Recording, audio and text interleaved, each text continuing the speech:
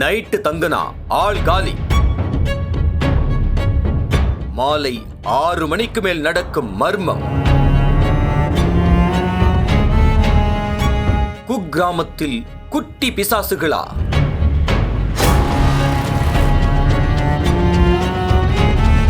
குல்தாராவில் குடிகொண்டிருக்கும் திகில்.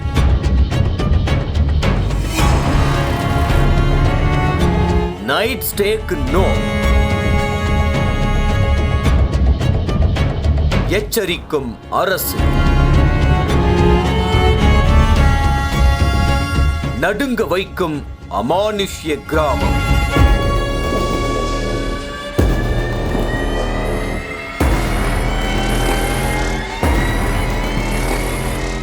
ராஜஸ்தான் மாநிலத்தின் ஜெய்சால்மர் மாவட்டத்தில் உள்ளது குல்தாரா கிராமம். சுமார் 300 வருடங்களுக்கு முன்பு வரை ஜெய்சால்மர் அரசாங்கத்தின் கீழ் வளமான கிராமமாக இருந்து வந்த குல்தாரா மக்களே வசிக்காத கைவிடப்பட்ட கிராமமாக மாறியதற்கு பல காரணங்கள் சொல்லப்படுகிறது. 17ஆம் நூற்றாண்டுகளில் 400க்கும் மேற்பட்ட வீடுகளும் 1500க்கும் மேற்பட்ட மக்களும் குல்தாரா கிராமத்தில் வசித்து வந்தனர். முன்னதாக 13ஆம் நூற்றாண்டு காலகட்டத்தில் பாலிலிருந்து ஜெய்சால்மர் மாவட்டத்திற்கு குடிபெயர்ந்த பிராமணர்கள் குல்தாரா என்ற குக்கிராமத்தை நிறுவியதாக கூறப்படுகிறது. அங்கு வசித்த கிராம மக்கள் பெரும்பாலும் வைஷ்ணவ வகுப்பை சேர்ந்தவர்களாக இருந்துள்ளனர்.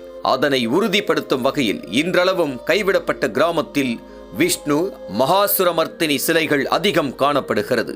அங்கு வசித்த கிராம மக்கள் காளை மற்றும் குதிரையில் அமர்ந்திருக்கும் தெய்வ சிலைகளையும் வணங்கி வந்துள்ளனர். பொதுவாக ராஜஸ்தான் மாநிலமே வறட்சியான பகுதி என்பதால் குல்தாரா கிராமத்தில் வசித்து வந்த மக்களும் 13ஆம் நூற்றாண்டுகளில் குடிநீர் தேவைக்கு அவதிப்பட்டு வந்ததாக கூறப்படுகிறது. குல்தாரா மற்றும் அதன் சுற்றுவட்டார கிராமமே ஊரிலிருந்து சில கிலோமீட்டர் தொலைவில் இருந்து கக்னி மற்றும் கக்னேயா ஆகிய 2 கிளைகளையும் சில கிணறுகளையும் மட்டுமே நம்பியிருந்ததாக கூறப்படுகிறது. இந்த நிலையில் 1291ஆம் ஆண்டு பாலிவால் பிராமணர்களால் உருவாக்கப்பட்ட குல்தாரா கிராமம் திடீரென 1825ஆம் ஆண்டு ஒரு நாள் இரவு திடீரென்று கிராமத்தில் உள்ள அனைவருமே இரவோடு இரவாக காலி செய்துவிட்டு மாயமாகிவிட்டதாக கூறப்படுகிறது. தற்போது யாருமே வசிக்காத குக்கிராமமாக குல்தாரா இருந்து வருகிறது.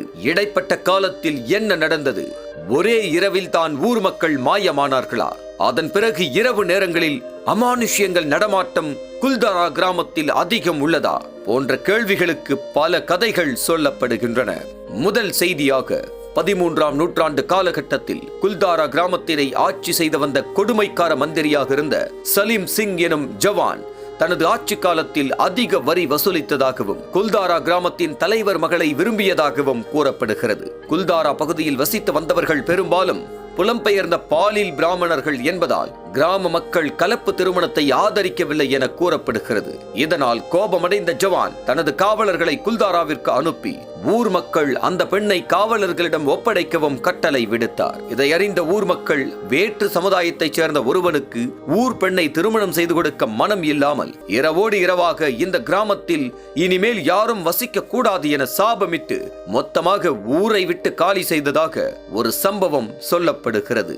மற்றொரு செய்தியாக குல்தாரா கிராமத்திற்கு நீர் ஆதாரமாக இருந்த மூலங்கள் 1815ஆம் ஆண்டிலிருந்தே படிப்படியாக வற்றியதாகவும் 1850ஆம் ஆண்டுகளில் ஓரிரு கிணறுகளில் மட்டுமே தண்ணீர் இருந்ததால் ஒரு புறம் நீர் பஞ்சம், மறுபுறம் ஜவான் விதித்து வந்த கொடுமையான வரி என பல்வேறு இன்னல்களுக்கு ஆளான குல்தாரா கிராம மக்கள் வேறு வழியின்றி இந்த ஊரை காலி செய்து சென்று விட்டதாக கூறப்படுகிறது.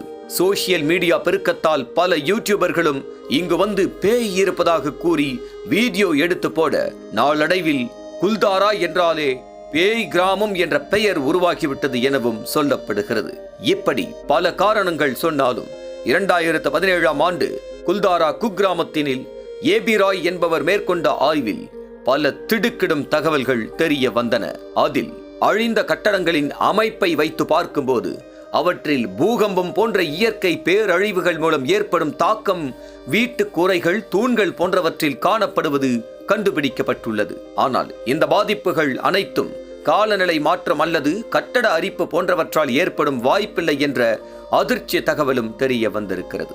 இந்த நிலையில் குல்தாரா கிராமம் பற்றி பேசும் வரலாற்று ஆய்வாளர்கள் 17ஆம் நூற்றாண்டுகளில் 400க்கும் மேற்பட்ட வீடுகளும் 1500க்கும் மேற்பட்ட மக்கள் வசித்து வந்த இந்த கிராமத்தில் அதற்கு அடுத்தடுத்த ஆண்டுகளில் மக்கள் எண்ணிக்கை பல மடங்கு குறைய ஆரம்பித்தது.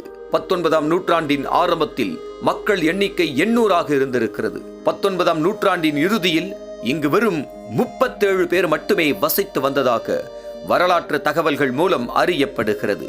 கடைசியாக கணக்கெடுப்பு நடந்த பொழுது இங்கு 117 வீடுகள் எஞ்சி இருந்தன. இதன் மூலம் 19ஆம் நூற்றாண்டின் தொடக்க காலகட்டத்தில் தான் குல்தாரா கிராமம் முழுவதும் காலியானதாக அறியப்படுகிறது. அதற்கு பல கதைகள் சொல்லப்பட்டாலும் குடிநீர் தட்டுப்பாடு, அதனால் ஏற்பட்ட பஞ்சம், பூகம்பம், ஜவானின் கொடூரமான ஆட்சி போன்ற காரணங்களை அழுத்தமாக சொல்லலாம் என ஊர் காலியான பின்னணி பற்றி கருத்து தெரிவிக்கின்றனர். குல்தாரா பற்றிய கதைகள் பல கூறினாலும் உலகம் முழுவதும் குல்தாரா பற்றிய செய்தி பரவியது. இதையடுத்துதான் குல்தாராவை தொல்லியல் துறை கைப்பற்றி சுற்றுலாவாசிகளை ஈர்ப்பதற்காக 2015ஆம் ஆண்டு இப்பகுதியை சுற்றுலா தலமாக ராஜஸ்தான் அரசு மேம்படுத்தியது. அதனைத் தொடர்ந்து இங்கு சுற்றுலா பயணிகள் குவிந்து வருகின்றனர். இங்கு சுற்றுலா பயணிகள் காலை 8 மணி முதல் மாலை 6 மணி வரையே அனுமதிக்கப்படுகின்றனர். இரவு நேரத்தில் அனுமதிக்கப்படுவதில்லை என்ற குற்றச்சாட்டும் உள்ளது. அந்த நேரத்தில்தான் பேய் சுற்றுவதாக கதைகள் அதிகம் சொல்லப்படும் நிலையில் இங்கு இரவு நேரத்தில்தான் கார்த்தியின் நடிப்பில் வெளியான தீரன் அதிகாரம் 1 படத்தின் கிளைமாக்ஸ் காட்சிகள் படமாக்கப்பட்டது. தொடர்ந்து படக்குழுக்கள் சிறப்பு அனுமதி பெற்று படப்பிடிப்பை குல்தாராவில் நடத்தி வருவது குறிப்பிடத்தக்கது. இத்தகைய மர்ம கதைகள் நிறைந்த குல்தாராவை சுற்றி பார்க்க அக்டோபர் மற்றும் மார்ச் மாதங்களுக்கு இடைப்பட்ட காலத்தில் வருகை புரியலாம் என அம்மாநில அரசின் சுற்றுலாத்துறை அழைக்கிறது. அனல் பறக்கும் செய்திகளை அப்டேட் செய்து கொள்ள நக்கீரன் களத்தை இப்பவே சப்ஸ்கிரைப் பண்ணுங்க.